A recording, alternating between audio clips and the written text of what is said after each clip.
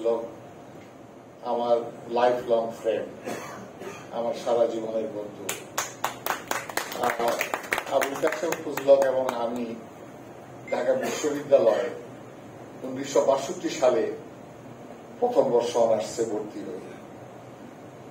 1962 সালে আপনাদের কার বয়স কত ছিল আমি জানি না, আমরা তখন থেকে আমরা এই সহপাঠী। আমি সমাজবিজ্ঞানে অনার্স করতাম, মাস্টার্স করতাম, এবং জনাব ফজলক সাহেব বাংলা বিভাগে পড়তেন, এবং দীর্ঘ সময় আমরা একসাথে কাটিয়েছি। সুখে দুঃখে, আপদে বিপদে, সম্পদে আমরা একসাথে ছিলাম। এবং একটা সময়ে সলিমুল্লাহ মুসলিমের একই রুমে আমি আর উনি আমরা এক রুমে ছিলাম, সম্ভবত 176 নম্বর রুম, এবং সেখানে বহু সুখ দুঃখের কাহিনী আছে। আজকে ওনাকে দেখে সব কথা আমার মানুষ মনে ভেসে উঠছে। সেই অগ্নিঝরা দিনগুলোতে, তখন সেই আমরা শিক্ষা আন্দোলনে, আইয়ু বিরোধী আন্দোলনে সারা দেশ উত্তাল, সে সময় আমরা সেই আন্দোলনে যোগ দিয়েছিলাম। সেই সংগ্রামে আমরা একসাথে কাজ করেছি। আমাদের সাথে আরো অনেক বন্ধু ছিলেন। যাই হোক, সেগুলো আজ সবই অতীত। এবং আজকে তারপরে আমরা সারা জীবন একই সাথে ঢাকা বিশ্ববিদ্যালয়ে অধ্যাপনা করেছি, এবং অধ্যাপনা শেষ করে দুজনই আমরা অবসরে গিয়েছি, এবং অবসর জীবনে তিনি এক ধরনের কাজ করছেন, আমি এক ধরনের কাজ করছি। তবে একদিকে মিল আছে, কারণ আমরা দুইজনই ওই যে নুরে আলম বলেছেন যে আমরা কলম যোদ্ধা, কলম আছে আমাদের হাতে। আমাদের হাতে অস্ত্র নাই, আমাদের হাতে গোলা বারুদ নেই, আমাদের আমরা ঢাল নাই, তলোয়ার নাই, নিধিরাম সর্দার, আমাদের আছে কলম। আজকেও আমার একটা কলম আছে কালের পর থেকে। এবং এই কলমগুলোতে মূলত এই গত আপনার প্রায় বছর 5 ধরেই আমি যে বিষয় লিখছি সেটা হল এই দেশের শিক্ষা ব্যবস্থা নিয়ে। শিক্ষা ব্যবস্থা বলেছেন নুরে আলম যে ধ্বংস হয়ে গেছে, বিশেষ করে গত 16 বছরে এই শিক্ষার দায় বললেই চলে। আমরা বিশ্ববিদ্যালয়ে যেসব গ্রাজুয়েট প্রডিউস করছি এখন, যাদেরকে আমরা অনার্স এম এ ডিগ্রি দিচ্ছি, আমার কাছে মনে হয় এরা অর্ধশিক্ষিত গ্রাজুয়েট। এরা কারণ পুরো শিক্ষা আমরা তাদেরকে দিতে পারছি না। তাদের জন্য ওরা দায়ী নয়, ছাত্ররা দায়ী নয়, দায়ী হল এই দেশের শিক্ষা ব্যবস্থা, এই দেশের শাসক গোষ্ঠী, এই দেশের যে আমরা সমাজ কাঠামো, এটা দায়ী, সমাজ ব্যবস্থা এটা দায়ী। এবং শিক্ষা ব্যবস্থা আপনার দুর্ভাগ্য বিষয়, দেখেন আজকে 54 বছর আমরা একটা শিক্ষানীতি করতে পারিনি। আমি দুটো শিক্ষা কমিশনের সদস্য ছিলাম। এই আপনার যে স্বৈরাচারী আমলের আগে মনিরুজ্জামান কমিশন এবং শামসুল হক কমিশন, 2 কমিশনেরই আমি সদস্য ছিলাম। এবং শামসুল হক কমিশন এটা 2 সরকারের আমলে হয় আর কি, আপনার একটা বিএনপি সরকারের আমলে, একটা আওয়ামী লীগ সরকারের আমলে। আওয়ামী লীগ সরকারের আমলে যেটা হয় 1996 সালে গঠিত হয়, তখন আমি মঞ্জুরি কমিশনের সদস্য, পূর্ণকালীন সদস্য। ইয়াজউদ্দিন সাহেব তখন সেখানে চেয়ারম্যান, এবং আমি এবং মনিরুল সাহেব সদস্য। তখন একটা শক্তিশালী শিক্ষা কমিশন গঠিত হয়, যার চেয়ারম্যান ছিলেন প্রফেসর শামসুল হক, ঢাকা বিশ্ববিদ্যালয়ের সাবেক উপাচার্য, সাবেক চেয়ারম্যান। তার নেতৃত্বে এই কমিশন গঠিত হয়, এবং তখনকার শিক্ষা সচিব রকিবউদ্দিন আহমেদ ছিলেন সেটার সম্পাদক। সেই কমিশন প্রায় 3 মাস ধরে আমাদের এই ডেলিভারেশন চলে, এবং অনেকগুলো সাব কমিটি হয়, এবং উচ্চশিক্ষা সাব কমিটি যেটা হচ্ছে আপনি খেয়াল করছেন যাই না, সেই কমিটির সাব কমিটির আমি চেয়ারম্যান ছিলাম। এবং সেই কমিশনের এই যে বাংলাদেশের সকল ভাইস চ্যান্সেলর তখন এই কমিশনের মেম্বার ছিলেন এবং দীর্ঘদিন ডেলিভারেশনের পরে কমিশন একটা রিপোর্ট তৈরি করে এবং সেই রিপোর্ট আমরা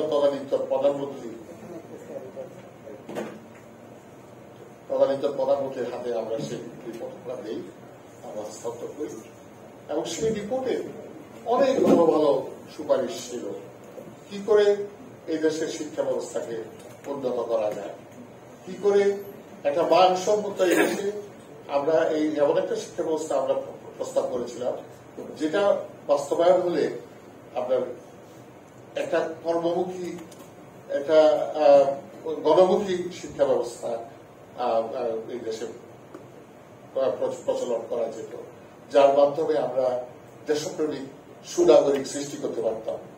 এটা ছিল উদ্দেশ্য। কিন্তু অত্যন্ত পরিতাপের বিষয় আমি লক্ষ্য করেছি সেই কমিশন রিপোর্টের একটি সুপারিশ আজ পর্যন্ত বাস্তবায়ন হয় নাই। কি দুর্ভাগ্য আপনার। তারপরে আরো যে সকল কমিশন হয়েছে ওগুলো অবশ্য খুব অল্প সময়ের জন্য হয়েছে এবং সেগুলো ভালো ভালো সুপারিশ ছিল। একটা সুপারিশ ছিল, আমরা বলেছিলাম যে বাংলাদেশে আমরা বাংলা ভাষা আমাদের আমাদের মাতৃভাষা, এই ভাষায় আমাদের শিক্ষা দিতে হবে এবং উচ্চশিক্ষাও এই ভাষার মাধ্যমে দিতে হবে। এটা জাতীয় সিদ্ধান্ত ছিল এবং বাংলাদেশের একটা দায়িত্ব ছিল যে বাংলা ভাষায় পাঠ্যপুস্তক রচনা করা এবং অনুবাদ সাহিত্য রচনা করা, যাতে করে আমরা বাংলায় আমাদের এই সকল আপনার এই জ্ঞান আমাদের শিক্ষার্থীর কাছে উপস্থাপন করতে পারি। কিন্তু বাংলাদেশ সেই দায়িত্ব পালন করতে ব্যর্থ হয়েছে। তারপরে যেটা হলো যে আমরা বলেছিলাম যে বাংলার সাথে সাথে ইংরেজি ভাষার উপরও গুরুত্ব দিতে হবে, কারণ ইংরেজি একটা আন্তর্জাতিক ভাষা। এটা ইট ইজ এ টেকনোলজি না হবে, এটা একটা টেকনোলজি, এটা সম্পর্কে জানতে হবে। তাই আমরা সুপারিশ করেছিলাম বাংলা তো হবেই, কিন্তু তারপরে ক্লাস 3 থেকে ইংরেজি ভাষা চালু করতে হবে, ইংরেজি ভাষায় শেখাতে হবে। কিন্তু দুঃখের বিষয় সেগুলা কিছুই করা হয়নি এবং যার ফলে হয়েছে যে আপনার আজকে আপনি বিশ্ববিদ্যালয়ে আসে, বিশ্ববিদ্যালয়ে আমাদের যারা ভালো এবং ভালো ছাত্র যারা, তারা শুদ্ধ করে ইংরেজি লিখতে পারে না, শুদ্ধ করে বাংলাও লিখতে পারে না। আমি যদি বলি আমার বিভাগে, যে বিভাগে আমি শিক্ষকতা করেছি সেই বিভাগের আমাদের ছাত্র, খুব ব্রিলিয়েন্ট ছাত্র, আমরা পড়িয়েছি, আমরা অ্যানথ্রোপোলজি পড়িয়েছি, সোশিওলজি পড়িয়েছি, সেখানে সে দক্ষ হয়েছে। তারপরে তাকে আমরা শিক্ষক বানিয়েছি। শিক্ষক হওয়ার পর সে যখন যোগ দিল তাকে 10টা বাক্য লিখতে বললাম, 10টা বাক্য লিখতে বললাম, 10টা বাক্যের মধ্যে 5টা বাক্য ভুল এবং একটা বাক্যের মধ্যে ভার নাই, ক্রিয়াপদ নাই। তা আমি তাকে জিজ্ঞাসা করলাম কি লিখছো এটা, তোমার এই যে এই 5টা তো বাক্য ভুল, আর এই বাক্যটা দেখো তো এখানে ভাব আছে নাকি, বলে না, তাহলে ভাব ছাড়া কি বাক্য হয়? এটা ক্লাস 6 তুমি পড়াতে, তো তুমি কি করে এটা লিখলে? দেখেন সে বলে সরি স্যার। দেখেন ওকে আমি দোষ দেবো, ও তো আমার কাছে অ্যানথ্রোপোলজি পড়েছে, সোশিওলজি পড়েছে, সে বিষয়ে সে কিন্তু দক্ষ, কিন্তু সে তো যে স্কুল কলেজে পড়েছে সেখানে সে ইংরেজি শিখে নেই, বাংলাও শিখে নেই। আমাকে তদানীন্তন শিক্ষামন্ত্রী নুরুল ইসলাম সাহেব একটা অনুষ্ঠানে এসেছিলেন ঢাকা বিশ্ববিদ্যালয়ে, সেটা ছিল বিজ্ঞান বিভাগের একটা অনুষ্ঠান, টিএসসিতে আমাকে একটা সম্মাননা দিয়েছিল। আমি যেহেতু তখন আমি রিটায়ারমেন্টে যাই এবং সেই জন্য বিভাগ আমাকে একটা সম্মাননা দেয় এবং সেখানে প্রধান অতিথি ছিলেন নুরুল ইসলাম। তো সেখানে চা খাওয়ার সময় আমি তাকে জিজ্ঞাসা করলাম যে এই অবস্থা আপনার এই যে এই আমার বিশ্ববিদ্যালয়ে পড়ে, এই কথাটা আমি বক্তৃতা বলেছিলাম। তিনি বললেন যে আপনি যে বললেন স্যার যে ইংরেজি শুদ্ধ করে লিখতে পারে না, তো ইংরেজি কি করে শুদ্ধ করে লিখবে? তুমি কেন? বলে যে সে ইংরেজি তো আপনার যে তারা ইংরেজি পড়াইছে, সে হলো 3rd ডিভিশনে বিএ পাস স্কুলে, তো সে নিজে তো ইংরেজি জানে না, তো সেই ইংরেজিটা আপনার তাকে শিখাবে। 3rd ডিভিশনে বিএ পাস একটা লোক যে কোনো কোথাও চাকরি পায় না, সে স্কুলে চাকরি পাইছে, স্কুলে যাই আসে ওই আপনার এই ইংরেজি শিখায়। তো এখন সে বলছে এখন ইংরেজি কোথা থেকে শিখবে, কলেজেও সেই অবস্থায়।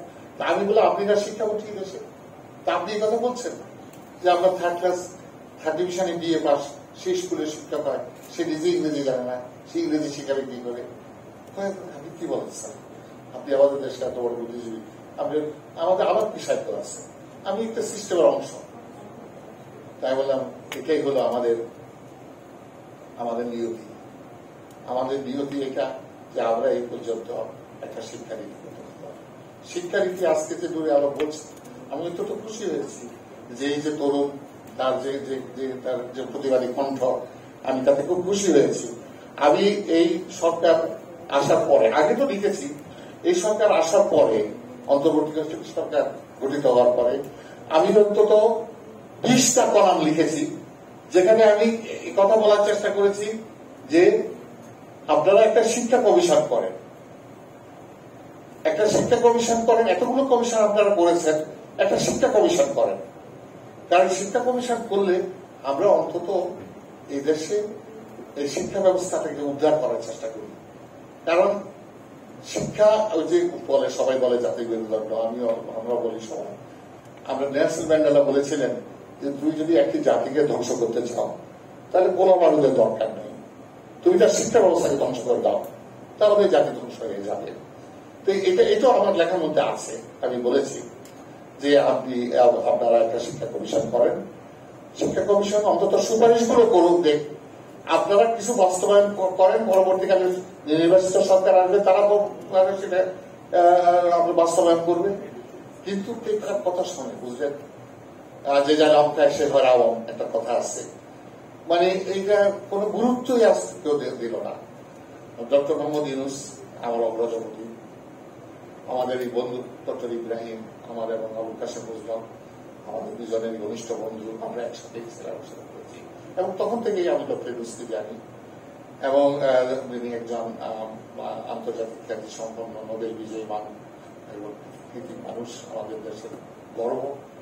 এবং আমার অনেক আশা ছিল যে তিনি যখন দায়িত্ব দিয়েছেন নিশ্চয়ই আমাদের দেশকে তিনি উদ্ধার করবেন এবং আপনার একটা নূতন বাংলাদেশ গড়ার উনি শুরু করার চেষ্টা, সেটা তিনি শুরু করবেন।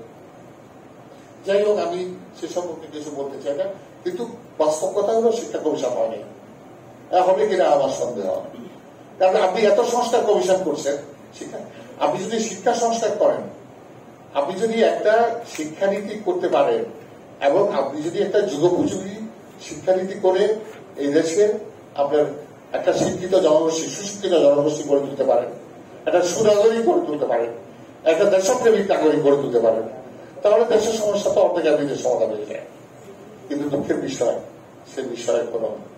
তাই আমি এখানে এই সভা থেকে নূরে আদমের সাথে আপনাদের সকলের সাথে আমি আপনাদের সকলের অনুভূতি আমি জানি, আপনারা সবাই নিশ্চয় চান। আমি আবারও অন্তর্বর্তী সরকারের কাছে এই অনুরোধ রাখবো যে আপনার দেরি হলেও তার স্বীকৃতি দেওয়ার। আমি অন্তত এই কথা বলেছিলাম যে শিক্ষানীতি যদি নাও করতে পারেন, গত 16 বছরে শিক্ষার জগতে যে অনিয়ম, যে দুর্নীতি, যে অপশাসন, যে নগ্নদলীয়করণ রয়েছে, তার একটা শ্বেতপত্র প্রকাশ করা হবে। কিন্তু সেদিকেও কারো নজর দেয়।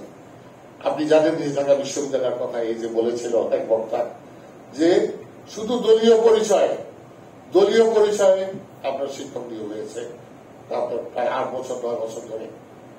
কোন আপনার মেধার ভিত্তিতে আমি যখন উপাচার্য ছিলাম, বা আমার আগে যারা ছিল, বা আমার পরেও যারা একজন ছিলেন, যে যারা কিন্তু যোগ্যতা একমাত্র কাঠি, যোগ্যতার ভিত্তিতে নিয়োগ হবে।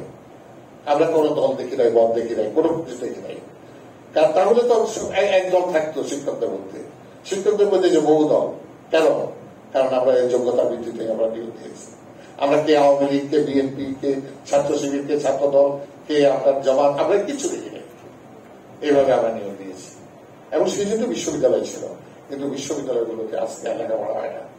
যে বিশ্ববিদ্যালয়, এখানে যারা পুরানো ছাত্র আপনারা রেখে এসেছিলেন, সে বিশ্ববিদ্যালয় দায়ী। এখন আর বিশ্ববিদ্যালয় ধ্বংস হয়ে গেছে, লেখাপড়া সেখানে নাই। যাই হোক এই সব কথা বলতে গেলে দিনের পর দিন বলতে পারবো, আপনাদেরকে ক্লান্ত করতে চাই না, মারাত্মক করতে চাই না, শুধু এই কথা বলে শেষ করবো।